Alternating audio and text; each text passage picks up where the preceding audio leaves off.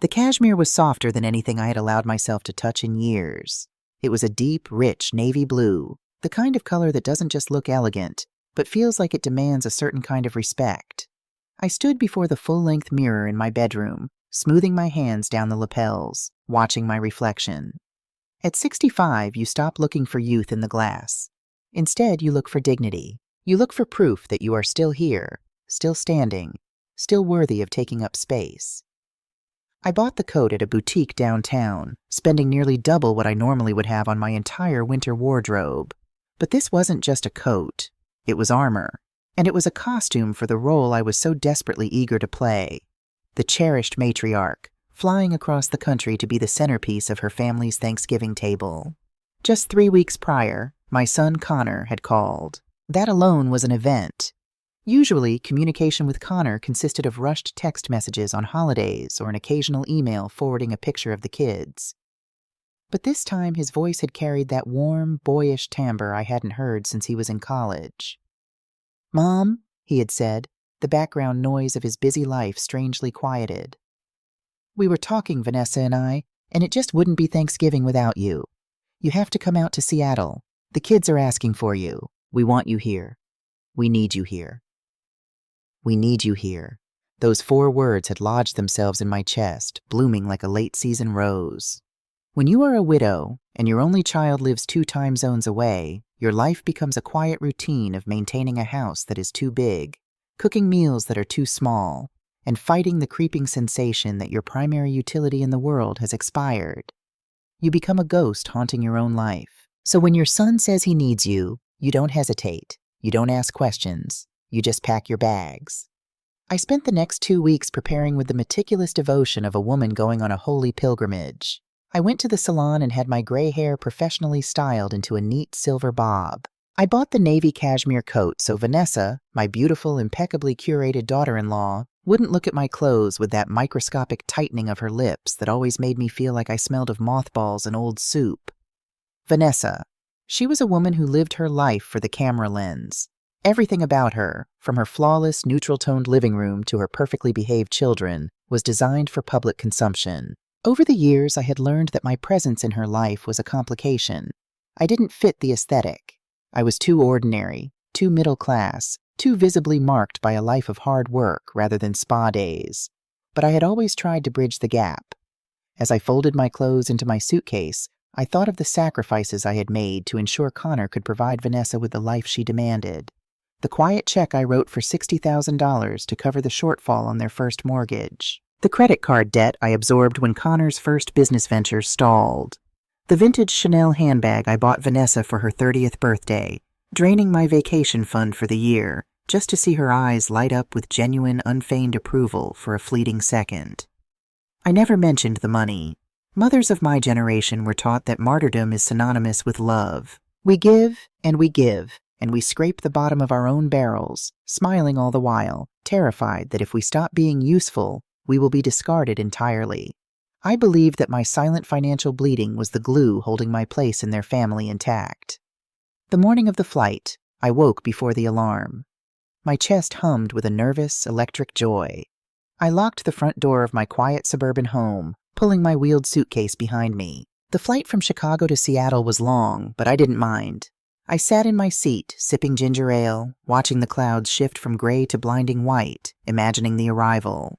I pictured Connor's broad shoulders pushing through the crowd at baggage claim. I imagined the grandchildren, whom I hadn't seen in over a year, running toward me. I imagined Vanessa, smiling warmly, saying, "Eleanor, we're so glad you made it." When the plane touched down at Seattle-Tacoma International Airport, the cabin erupted into the chaotic shuffle of people desperate to reach their loved ones. I took my time, slipping my arms into my new cashmere coat, feeling a surge of quiet confidence. I walked off the jet bridge, my black, sensible heels clicking rhythmically against the linoleum.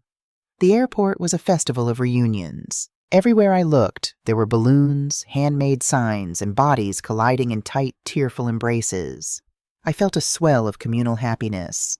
I was part of this. I belonged to someone. I made my way down to baggage claim Carousel 4. I pulled my suitcase off the belt and positioned myself near the large glass doors of the arrivals curb, exactly where Connor had told me to wait. I checked my watch. It was 3:15 p.m. The air in Seattle was damp and biting, a heavy, wet cold that seeped right through my elegant coat. I stood by the sliding doors, watching the stream of cars pull up. Minivans, sleek SUVs, taxis. Doors would open, names would be called, luggage would be loaded, and then they would vanish, leaving a brief empty space at the curb before the next car pulled up. By 3:45 p.m., my legs were beginning to ache.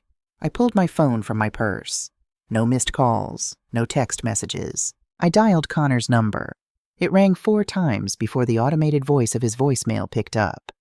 "You've reached Connor Vance. Leave a message." "Hi, honey," I said, trying to keep my voice light, stripping away any hint of anxiety. "I'm at the carousel. Carousel 4, right by the doors. Take your time. I know traffic can be terrible. Just letting you know I made it." I hung up and shifted my weight. I watched a young mother across the sidewalk trying to wrangle 2 toddlers in a stroller. I watched an elderly couple sitting on a bench, holding hands in comfortable silence. I watched the sky above the parking garage begin to turn the bruised, purplish gray of a winter evening. By 4:30 p.m., the crowd at the airport had thinned considerably. The frantic rush of Thanksgiving arrivals had passed, leaving behind the stragglers and the lost. The cold had moved past my skin and settled deep into my joints. My fingers, clutching the handle of my suitcase, were stiff and pale. I called Connor again. Straight to voicemail. I called Vanessa. It rang once, then disconnected. Sent directly to voicemail. A sharp, jagged little stone of panic dropped into my stomach. Had there been an accident? Were they on the highway? Broken down? I imagined the worst. I imagined ambulances and flashing lights. I started pacing, my elegant shoes pinching my toes, the cashmere coat suddenly feeling heavy and suffocating. I sent a text to Connor. "Please let me know you are okay. I am worried." 5 o'clock came. The streetlights flickered on, casting a sickly, sodium-orange glow over the concrete curb. An airport security guard in a neon vest walked past me, slowing his pace just enough to give me a questioning look. I turned away, pretending to be deeply engrossed in a billboard advertisement for a local casino. I didn't want his pity. I didn't want to look like the abandoned old woman standing alone in the cold. At 5:30 p.m., a physical weariness washed over me, so heavy I thought my knees might buckle. I retreated inside the terminal, finding a hard metal bench near a closed coffee kiosk. I sat down, my posture rigid, my suitcase pulled tightly to my knee like a loyal dog. It was then, in the sterile, fluorescent quiet of the terminal, that my phone vibrated in my purse. My heart leapt into my throat. I fumbled with the zipper, my numb fingers clumsy, pulling the phone out. It wasn't a call. It wasn't a text message.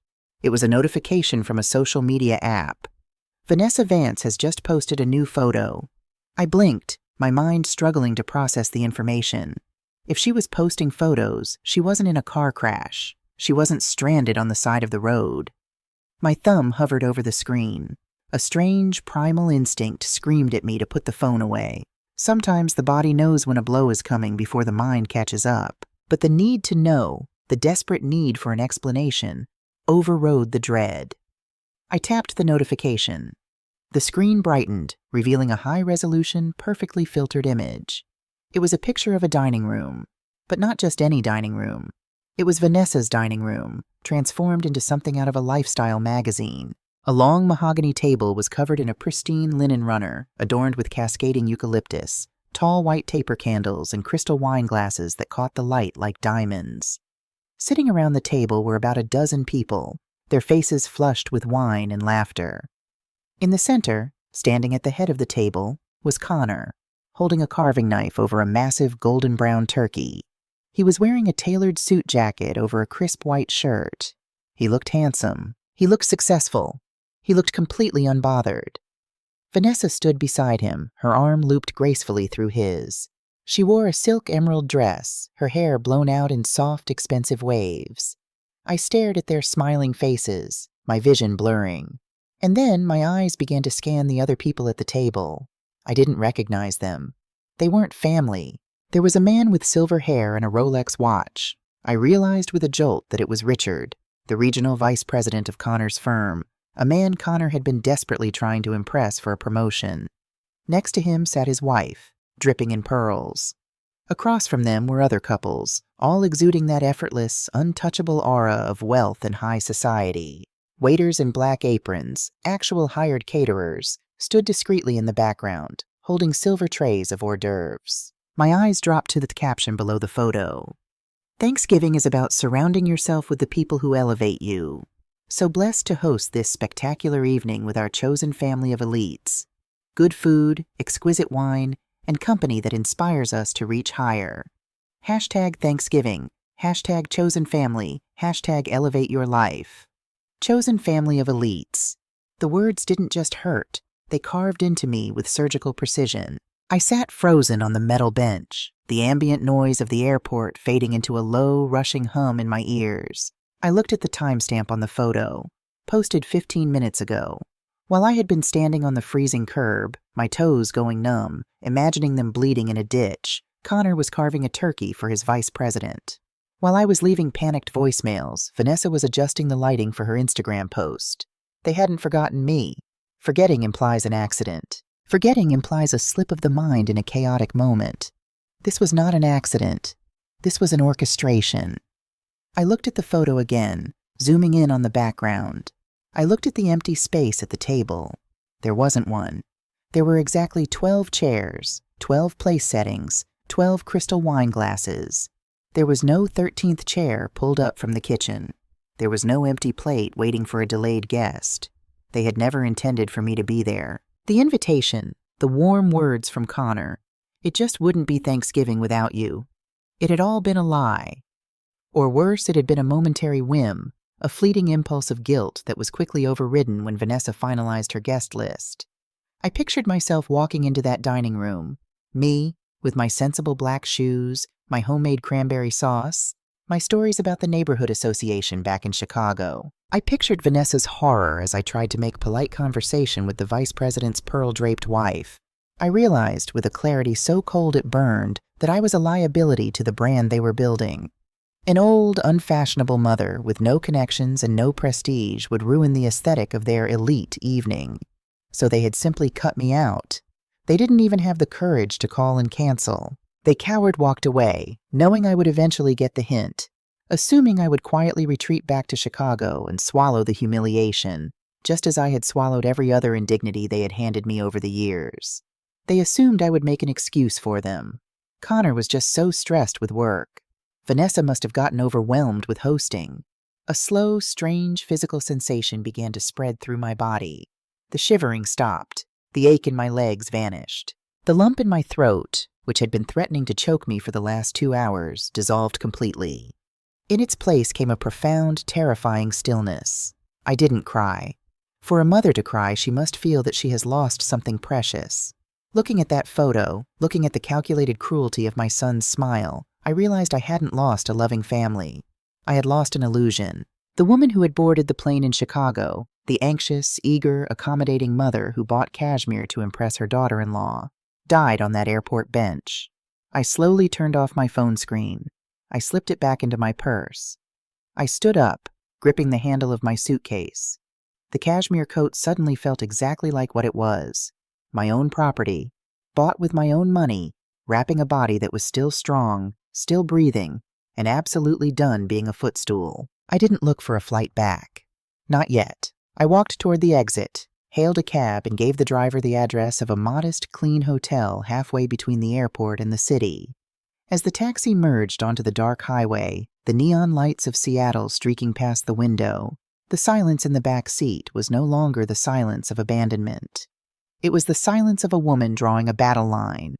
The hotel room smelled of industrial lemon cleaner and stale air conditioning. It was a perfectly average room, a beige bedspread, a mass-produced painting of a sailboat, a television that hummed slightly even when it was turned off. For the first time in my life, I found comfort in the anonymity of it. This room didn't know I was a mother. It didn't know I was a widow. It demanded nothing of me. I hung my cashmere coat in the small closet, taking a moment to smooth the fabric. I changed out of my travel clothes and put on a soft, comfortable sweater. I checked the time. It was past 8 in the evening. In Vanessa's dining room, they were likely moving on to the artisan cheese board and the vintage port wine. My stomach gave a hollow rumble. I hadn't eaten since the small pack of pretzels on the flight. I didn't want room service. I wanted to move. I left the hotel and walked a block down the street to a brightly lit, neon-trimmed diner I had spotted from the taxi. The diner was nearly empty, save for a tired-looking truck driver and an elderly man reading a newspaper. A waitress with a name tag that read Barb and a pencil tucked behind her ear handed me a laminated menu. "Happy Thanksgiving, hun," she said, her voice raspy but warm. "Kitchen's out of turkey, but the meatloaf is fresh, and we've got pie. Pecan, pumpkin, and cherry." "A slice of cherry, please," I said, "and a black coffee." When she brought the pie, it was warm, with a perfect flaky crust and a scoop of vanilla ice cream melting down the side. I took a bite. The tartness of the cherries mixed with the sweet cream was electric on my tongue. I closed my eyes and chewed slowly. For 30 years, I had baked the Thanksgiving pies. I had stood over hot stoves, fretting about the consistency of the pumpkin puree, ensuring the crusts were aesthetically pleasing for my husband, and later, for Connor. I had rarely sat down to actually enjoy a slice while it was still warm. Eating that pie in a roadside diner in Seattle, completely alone, felt like a radical act of rebellion. It tasted like freedom. I returned to my hotel room just before 10 o'clock. The cold clarity that had settled over me at the airport remained, sharp and absolute. I sat cross-legged on the beige bedspread and pulled my iPad from my tote bag. If I was going to cut the emotional cord, I needed to sever the financial one as well. For years, I had maintained a joint credit card that Connor used for emergencies, a term that had aggressively expanded to include Vanessa's spa weekends, their children's private tennis lessons, and expensive dinners out. I had paid the balance every month without a word, terrified that bringing it up would cause Connor to pull away. I opened my banking app, fully intending to simply lock that credit card. I typed in my password and watched the screen load. The dashboard appeared, listing my accounts. My checking account, my savings, my modest retirement fund.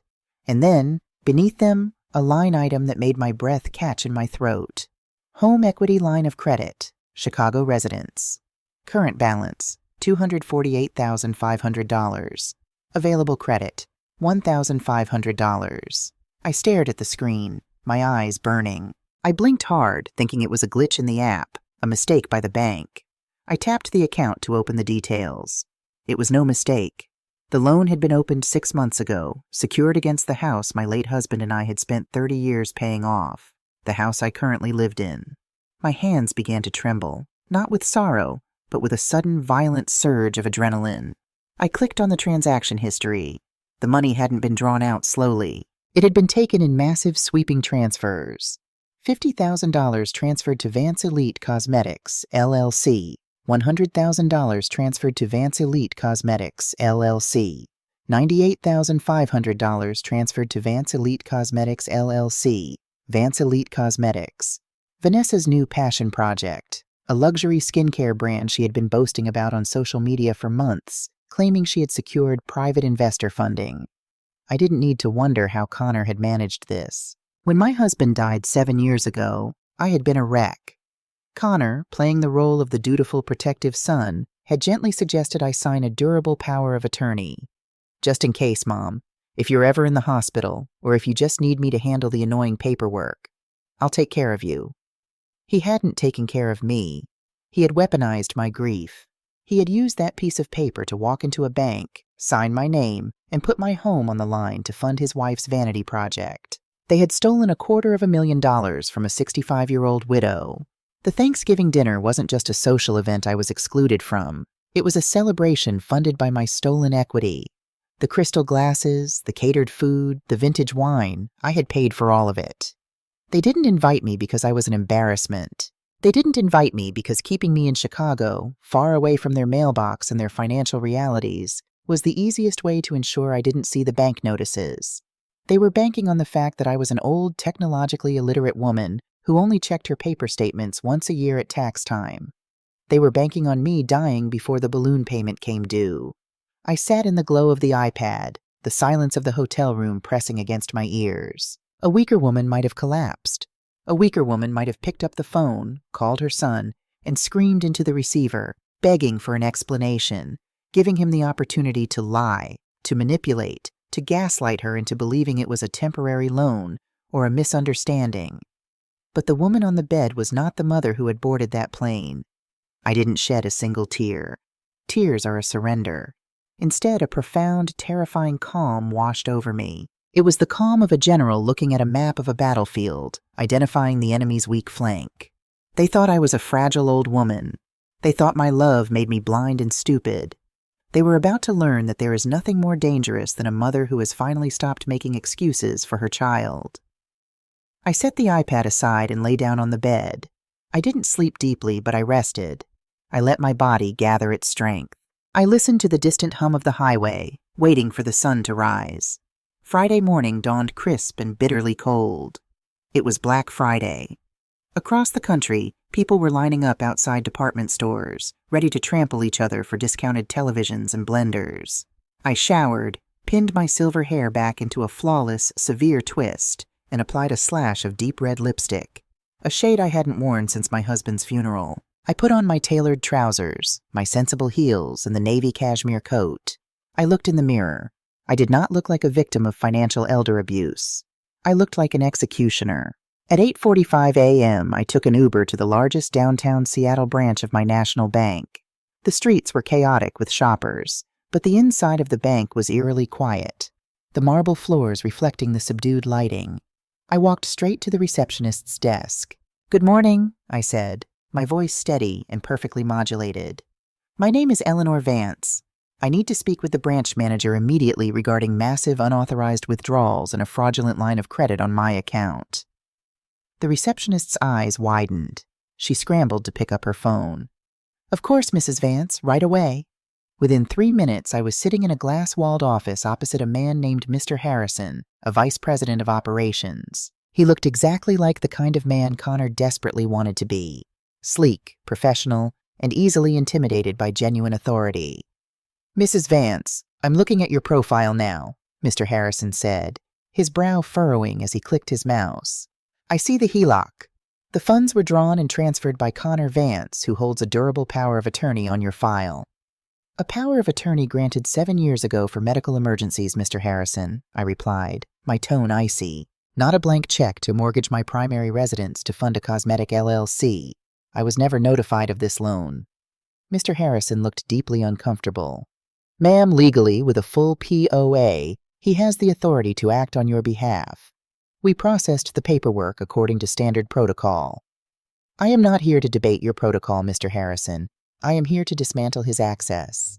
Step 1. The power of attorney is revoked. Immediately. Flag the file. If Connor Vance attempts to move a single penny, call the police." Mr. Harrison nodded quickly, his fingers flying across the keyboard. "Done. Revocation noted and accounts restricted." "Step 2, I continued, leaning forward, resting my manicured hands on his mahogany desk. "The joint credit card ending in 4102. Cancel it. Decline all pending charges." Mr. Harrison hesitated. "There are several pending charges from last night, Mrs. Vance. A catering company for $4,000 and a charge from a luxury wine merchant for $2,000. I smiled. It was a terrifying smile. "Decline them. Let the caterer go after him for insufficient funds." "Cancelled," Mr. Harrison said, swallowing hard. "Step 3, I said. "The HELOC. I am initiating a formal fraud investigation. I want it on record that the signature authorizing the final drawdown was not mine, and I am formally contesting the validity of the loan based on financial elder abuse. I want your legal department to draft a demand letter to Vance Elite Cosmetics, LLC, for the immediate return of the stolen funds." "Mrs. Vance, this will trigger a massive internal audit. It could lead to the freezing of his personal accounts if they are linked, and potentially criminal charges if the fraud department finds misappropriation of the POA." "Mr. Harrison," I said softly, looking him dead in the eye, "do I look like a woman who cares if my son goes to jail for stealing my house?" He stared at me for a long second, then shook his head. "No, ma'am, you do not." "Then execute the orders." I sat in that chair for an hour, watching as Mr. Harrison systematically dismantled the financial safety net I had spent 2 decades weaving for my son. With every click of his mouse, I felt a heavy chain falling away from my neck. I was cutting the cord. I was burning the bridge and salting the earth behind me. When it was finished, Mr. Harrison handed me a stack of printed confirmations. "You're completely secured, Mrs. Vance. He is locked out. and the fraud team will be reaching out to him by Tuesday. Thank you, Mr. Harrison. You've been very helpful. I stood up, gathered my purse, and walked out of the glass office. As I pushed through the heavy revolving doors of the bank and stepped out into the biting Seattle air, my phone began to vibrate in my purse. I pulled it out. The screen was flashing wildly. 3 missed calls from Connor. 2 text messages from Vanessa. Mom, my credit card was declined at the grocery store. Is there an issue with the bank? Eleanor, the caterer from last night, is calling Connor saying the payment bounced. Please call us back ASAP. I looked at the messages. I imagined the panic setting in at the perfect household, the realization that the bottomless well had suddenly violently run dry. I didn't text back. I didn't call. I simply swiped the notifications away, powered the phone completely off, and dropped it back into my purse. I pulled my cashmere coat tight against the wind and hailed a taxi to the airport. I was going home. But for the first time in a very long time, I was going home as a woman who owned herself. The flight back to Chicago was peaceful. I sat in a window seat, watching the jagged, snow-capped peaks of the Rockies give way to the flat, sprawling patchwork of the Midwest. For the first time in years, my mind was entirely my own. I wasn't running through mental checklists of Connor's favorite meals, or worrying if my Christmas gifts for Vanessa's children were adequately expensive. My mental landscape, once crowded with the demands of ungrateful people, was suddenly vast and clear. When the taxi pulled into my driveway, the house looked exactly as I had left it 48 hours ago. But as I turned the key in the lock and pushed the front door open, the air inside felt fundamentally different. It didn't feel like a waiting room anymore. It felt like a sanctuary. I dropped my suitcase in the hallway and finally reached into my purse to power on my phone. The device vibrated violently in my hand for 2 full minutes as notifications flooded the screen. 47 missed calls. 82 text messages, 3 frantic voicemails. I sat at my kitchen island, poured myself a glass of iced water, and read through the texts chronologically. It was a fascinating study in the psychology of panic. Friday afternoon, 1:15 p.m. Mom, call me. The bank is saying my accounts are frozen. There has to be some mistake. Friday afternoon, 3:30 p.m. Mom, this isn't funny. Vanessa's suppliers are threatening to drop her. Pick up the phone. Friday evening, 8 p.m. Eleanor, it's Vanessa. We are terrified. Are you okay? Please tell us you aren't hurt. Did someone steal your phone? Saturday morning, 9 a.m. Mom, the fraud department just called me. Are you out of your mind? You're reporting me to the police? It was a loan. We talked about this. You're destroying our family over a misunderstanding. I read that last text twice. You're destroying our family. The audacity of it was almost impressive. He had stolen my home's equity to fund a vanity project, but I was the villain for turning off the tap. I didn't reply. I simply muted their contact notifications and put the phone face down on the granite counter. That weekend, I began the physical dismantling of the shrine I had built to my son. Every mother keeps a room for her grown child, preserved exactly as they left it, a dusty monument to a boy who no longer exists. Connor's room had been untouched for 20 years. His high school baseball trophies, his old debate team plaques, the faded posters on the wall. I walked into that room with a roll of heavy-duty trash bags. I didn't feel sentimental. I felt ruthlessly efficient. I threw the trophies into the plastic bags. They landed with a hollow, satisfying clatter. I stripped the bed, pulled down the posters, and packed his old college textbooks into donation boxes. By Sunday evening, the room was completely bare. The next morning, I called a local contractor. I hired them to rip out the old carpeting, lay down sleek hardwood, and paint the walls a bright, vibrant sage green. I was turning the room into an art studio. I hadn't painted since I was in my 30s, back before the crushing weight of motherhood and marriage had demanded all my creative energy. It was time to remember what it felt like to hold a brush. On Tuesday afternoon, my doorbell rang. I wasn't expecting anyone. For a brief, tense moment, I wondered if Connor had flown out to confront me. But when I looked through the peephole, I saw a familiar mane of dark, curly hair. It was Lily. Lily was Connor's daughter from his first marriage, a brief, chaotic union he had entered into right out of college before meeting Vanessa. At 23, Lily was a brilliant graphic design student attending an art institute right here in Chicago. She was everything Vanessa despised: loud, authentic, thrifty, and entirely unimpressed by wealth. I opened the door, and Lily wrapped her arms around me in a tight, genuine hug. She smelled of rain and espresso. "Grandma," she breathed, pulling back to look at me. Her dark eyes were sharp and knowing. "I came as soon as I heard the explosion." I led her into the kitchen and put the kettle on. "I assume your father has been calling you." "Calling, texting, raving like a lunatic," Lily said, hopping onto one of the bar stools. She pulled off her oversized denim jacket. "He says you've lost your mind. He says you're trying to send him to prison and bankrupt Vanessa." She paused, a slow, wicked grin spreading across her face. "Please tell me it's true." I set a mug of Earl Grey tea in front of her. "I revoked his power of attorney, canceled his credit cards, and reported the $248,000 loan he fraudulently took out against this house. So yes, it's true." Lily stared at me, her mouth slightly open. For a second, I worried I had shocked her, that the sheer amount of money had frightened her. Then she let out a loud, ringing bark of laughter. "Oh my God," she gasped, covering her mouth. "You actually did it. You finally cut the cord. Grandma, I am so incredibly proud of you." I sat across from her, wrapping my hands around my warm mug. "Why weren't you at the Thanksgiving dinner, Lily?" I looked at the photos. "Your father said everyone was going to be there." Lily rolled her eyes, her expression instantly darkening. "Because I can't stomach being in the same room as Vanessa, and I certainly wasn't going to be a prop in her little elite photo shoot." She took a sip of her tea, her gaze dropping to the counter. "Besides, I know exactly what she's been doing with that makeup company of hers. Vance Elite Cosmetics is a massive scam, Grandma." I leaned forward, the tea forgotten. "What do you mean?" Lily reached into her canvas tote bag and pulled out her laptop, flipping it open. "Vanessa didn't formulate those luxury serums. She didn't design the branding. She stole it."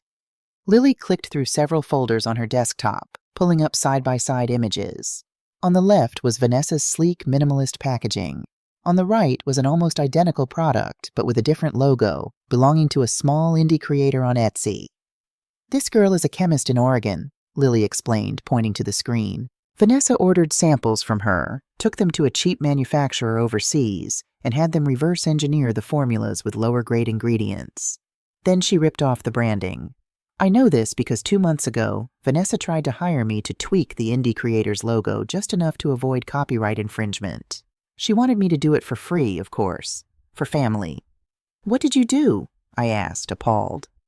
"I told her to go straight to hell," Lily said bluntly, "and I took screenshots of everything. Every email where she admitted to copying the formulas, every text where she asked me to cover her tracks. I've been sitting on this, trying to decide what to do. I didn't want to nuke my dad's life, but after what he did to you..." She looked at me, sliding the laptop across the island. "They stole your money to fund a stolen business. If the fraud department doesn't bury them, this will." I looked at the digital trail of Vanessa's arrogance. I looked at my granddaughter, this fierce, brilliant young woman who had quietly seen through the rot of her father's household. For so long I had felt entirely isolated, the only one who saw the ugly truth behind the perfect Instagram filters. But Lily saw it too. We were allies. "Keep the files safe, Lily," I said softly. "We won't use them unless they force our hand, but it is very good to know we have them." By the end of the week, the financial blockade had brought Connor's world crashing down. Without my credit cards, and with his personal accounts frozen pending the bank's fraud investigation, the illusion of his wealth evaporated overnight. The vice president at his firm caught wind of the internal bank audit, financial institutions talk, especially when their executives are involved in elder abuse investigations. Connor was placed on indefinite unpaid leave. The texts from my son shifted from angry to venomous. "You're a vicious, spiteful old woman. You never supported my marriage. You're doing this because you're jealous of Vanessa. I hope you're happy, Mom. We can't pay the mortgage this month. You're making your own grandchildren homeless." I read the messages while sitting in my newly painted art studio, watching the morning light spill across the hardwood floor. I felt nothing but a mild, clinical disgust. The manipulation tactics that would have brought me to my knees a year ago now seemed pathetic and transparent. They weren't going homeless. They had a closet full of designer bags Vanessa could sell. They had luxury cars they could trade in. They were just enraged that they finally had to pay for their own lives. And then came the ultimate desperation play. It was a Tuesday afternoon, exactly 2 weeks after the airport incident. My phone rang with an unfamiliar Seattle area code. I rarely answered unknown numbers, but something told me to pick this one up. "Hello? Is this Eleanor Vance?" a woman's voice asked. She sounded crisp, professional, and slightly rushed. "Speaking. This is Nurse Davis calling from Seattle General Hospital. I have your daughter-in-law, Vanessa Vance, admitted in our cardiac observation unit. She's stable, but she suffered a severe stress-induced panic event. She and your son asked me to call you. They are requesting you fly out immediately.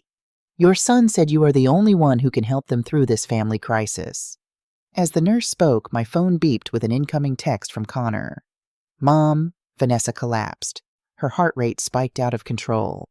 "We are at the ER. She's terrified. I'm terrified. Please, we need you here. We need you to help with the kids and the hospital bills. Please forgive me. I'm begging you. We are family." A masterful performance. The helpless son, the hospitalized wife, the desperate plea to the matriarch's protective instincts. It was the exact scenario the old power of attorney had been drawn up for. They wanted me to rush to the hospital, overwhelmed with maternal terror, ready to drop the fraud charges and open my checkbook to save her life. I kept the phone pressed to my ear. "Nurse Davis," I said, my voice perfectly level, "can you confirm her condition is not life-threatening?"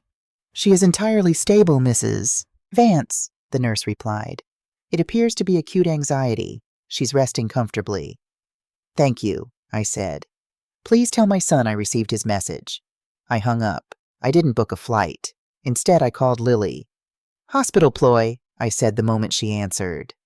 Lily let out a sharp bark of laughter on the other end of the line. "I knew it, Grandma. I just checked Vanessa's public records online. Her main cosmetics manufacturer filed a contractor's lien against her house this morning for unpaid invoices. She didn't have a heart attack. She had a panic attack because the repo man is literally at her front door. She went to the hospital to hide. And to extort me," I added, looking out my window at the quiet, snowy street. "Connor wants me to pay the hospital bills, which I'm sure magically equal the exact amount of the contractor's lien." "What are you going to do?" Lily asked, her voice brimming with anticipation. "Exactly what a supportive mother-in-law should do," I replied. I hung up with Lily and opened my laptop. I navigated to the website of a premium florist located in downtown Seattle, near the hospital. I selected their most extravagant, ostentatious arrangement, a massive display of white lilies and blood-red roses. It cost $200. I paid for it with my own secure credit card. In the section for the personalized card, I typed my message carefully, savoring every single keystroke. "Dear Vanessa, I was so incredibly sorry to hear about your sudden collapse. Stress can take a terrible toll on the body. I hope you find the peace and rest you so desperately need. Since I cannot be there in person, I have attached something I know you and Connor have been waiting for. Attached is the formal legal invoice from my attorneys demanding the immediate repayment of the $248,500 stolen from my home equity, plus legal fees. Wishing you a speedy recovery, and best of luck with the fraud investigation. Warmly, Eleanor." I hit send. I closed the laptop. I walked into my new art studio, picked up a brush, and for the first time in 30 years, I began to paint. The winter hit Chicago with a vengeance that year. By mid-December, the city was buried under 2 feet of snow, the skies a relentless, bruised gray. Inside my house, however, it was warm. I spent my days in the studio, the smell of oil paint and turpentine replacing the scent of old potpourri, and waiting. I was painting a landscape, a jagged, stormy coastline that looked nothing like the calm, polite watercolors I used to do in my 30s. It had teeth. The silence from Seattle had lasted exactly 12 days. I knew it wasn't the silence of surrender. It was the silence of a desperate animal backed into a corner, trying to figure out how to chew its way out of a trap. The fraud investigation I had triggered at the bank had paralyzed Connor's finances. He couldn't borrow, he couldn't transfer, and without my signature to formally dismiss the inquiry, the looming threat of federal charges hung over his head like a guillotine. They had run out of money. They had run out of leverage. And as it turned out, they had run out of patience. It was a Tuesday night, the wind howling off Lake Michigan, rattling the window panes. I was sitting by the gas fireplace, reading a novel and drinking a glass of Cabernet. Then came the pounding at the front door. It wasn't a knock. It was a heavy, aggressive hammering, the sound of a fist hitting solid oak. I didn't jump. I set my wine glass down on the side table, marking my page with a deliberate slowness. I walked down the hallway, the hardwood cool beneath my slippers. I flicked on the porch light and looked through the peephole. Standing on my front porch, shivering in the biting wind, were my son and his wife. The elite veneer had completely washed away. Connor looked hollowed out, his expensive wool coat dusted with snow, his face unshaven and pale. Vanessa stood slightly behind him, her flawless blowout ruined by the damp wind, her mascara slightly smudged. They had driven. I realized with a jolt of grim amusement that their credit cards must have been so completely maxed out they couldn't even afford last-minute flights from Seattle. They had driven across the country, through a blizzard, in a final, desperate bid to reclaim their ATM. I unlocked the deadbolt and pulled the heavy door open, leaving the glass storm door securely locked between us. "Mom!" Connor gasped, his breath pluming in the freezing air. He grabbed the handle of the storm door, rattling it when he realized it was locked. "Open the door. It's freezing out here." "Hello, Connor." "Vanessa," I said, my voice projecting clearly through the glass. I didn't reach for the lock. I stood in the warm, golden light of my hallway, my arms folded. "Eleanor, please," Vanessa whined, stepping forward, her face contorting into a mask of pure agony. "We've been driving for 3 days. The roads were terrifying. We just want to talk. We're family."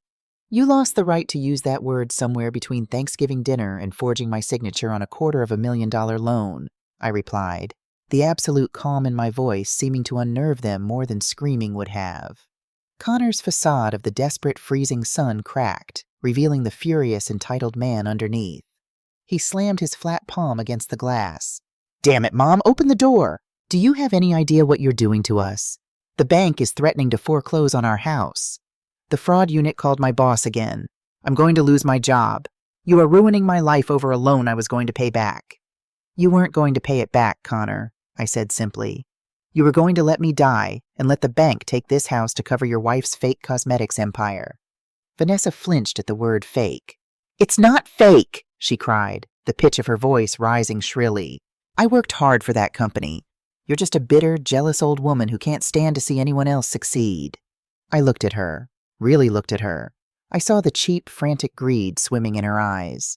I reached over to the console table in my hallway and picked up a thick, heavy manila envelope I had prepared a week ago, just in case this exact moment arrived. I unlocked the storm door, pushing it open just a few inches to block the wind, but keeping my body firmly in the threshold. I held the envelope out to Connor. He reached for it, his face flickering with a desperate, pathetic hope that it was a check, that I had finally caved. He opened the clasp and pulled out the thick stack of papers. "What is this?" he demanded, squinting in the porch light. "That is a heavily itemized ledger," I told him, looking him dead in the eye. "Every dollar I have given you since you turned 18, the $60,000 for your first mortgage, the credit card debt from your failed startup, the vacations, the designer bags for your wife, 15 years of quiet, unacknowledged financial bleeding that I endured so you could play at being a rich man." Connor stared at the top page, his jaw tight.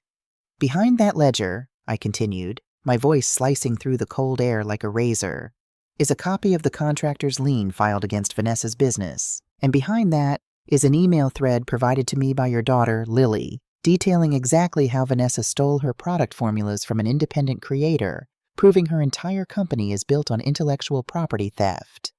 Vanessa let out a strangled gasp, stumbling back a step as if I had physically struck her. Connor turned to her, his eyes wide, clearly seeing the evidence of her theft for the first time. The fragile alliance between the two grifters was shattering right on my front porch. "You have 2 choices, Connor," I said, commanding his attention back to me.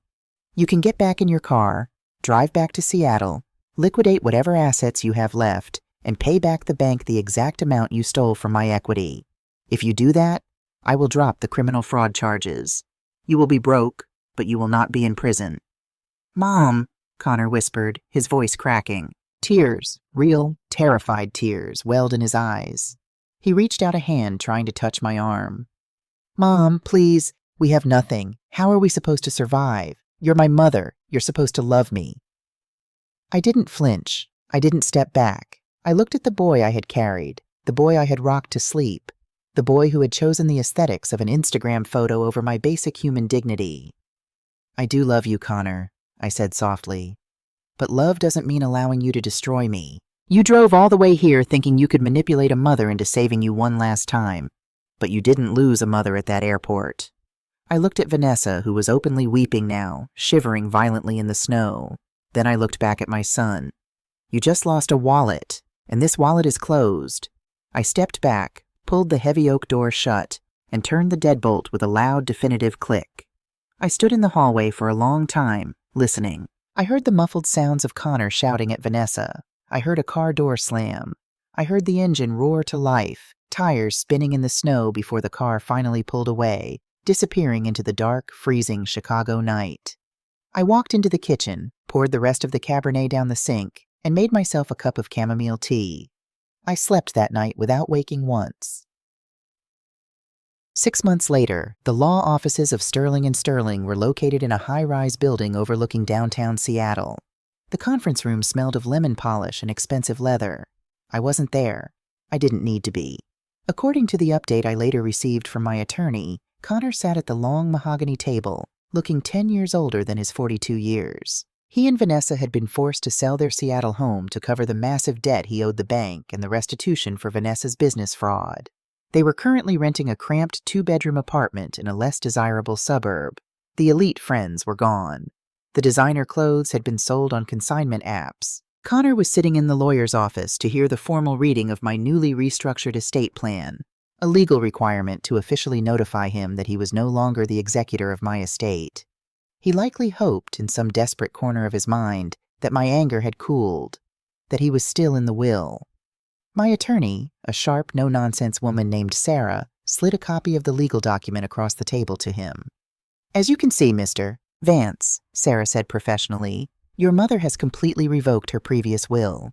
You and your wife, Vanessa, are explicitly excluded from receiving any financial assets, personal property, or inheritance of any kind." Connor stared at the paper, his face flushed red. "So she's giving it all to my daughter? To Lily?" "No," Sarah corrected smoothly. "Lily is receiving the deed to the Chicago residence and a fully funded educational trust. The bulk of Eleanor's estate, the liquid assets, the investment portfolios, and the life insurance policies, which total just over $2.5 million, has been placed into an irrevocable charitable trust." Connor's head snapped up. "A charity? What charity?" Sarah turned the page of the document. "It is a newly established foundation named the Eleanor Vance Trust for Victims of Financial Elder Abuse. It provides legal representation and emergency housing grants for senior women who have been financially exploited by their adult children." Connor looked like he had been punched in the stomach. He opened his mouth, but no sound came out. "There is one final stipulation to the trust, Mr. Vance," Sarah added, leaning forward slightly, delivering the final fatal blow. "In order to fully fund the foundation upon her passing, your mother has mandated that the exact details of why the trust was created, including the public court records of your fraudulent loan and Vanessa's cosmetic copyright infringement, be released to the local press and published on the foundation's website as a case study in familial financial abuse. The paperwork is ironclad. It cannot be contested." It was the perfect trap. The one thing Connor and Vanessa valued above all else was their reputation, their image, the perception of their success. I had taken their money, and from the grave, I would take the last shred of their pride. They would forever be known not as the elite, but as the petty grifters who tried to steal an old woman's house and got caught. Far away from the stuffy Seattle law office, the Chicago spring had finally arrived. The air was warm, and the trees lining the avenues were bursting with vibrant, defiant green leaves. I was sitting at a small, wrought-iron table outside a French cafe, the morning sun warming my face. I wore a bright silk scarf and a pair of chic, oversized sunglasses. I didn't own the navy cashmere coat anymore. I had donated it to a women's shelter. It belonged to a past life. Across the table sat Lily, sketching furiously on her digital tablet, her dark curls falling into her eyes. "Okay, Grandma," Lily said, flipping the tablet around to show me her screen. "How's this for the foundation's logo? I went with strong typography, something that says, 'Don't mess with me.'" I looked at the bold, elegant letters spelling out my name, the Eleanor Vance Trust. It didn't look like a charity asking for pity. It looked like a warning label. "It's perfect, Lily," I smiled, taking a sip of my cappuccino. Absolutely perfect. I leaned back in my chair, watching the people walk by. For 65 years, I had been defined by my relationships to others. A daughter, a wife, a mother, a convenience. I had spent my life waiting at the curbs of other people's lives, hoping they would remember to pick me up. I wasn't waiting anymore. I picked up a warm, flaky almond croissant from the plate between us. I didn't bake it. I didn't serve it. I just ate it, savoring every single bite, entirely full and completely free.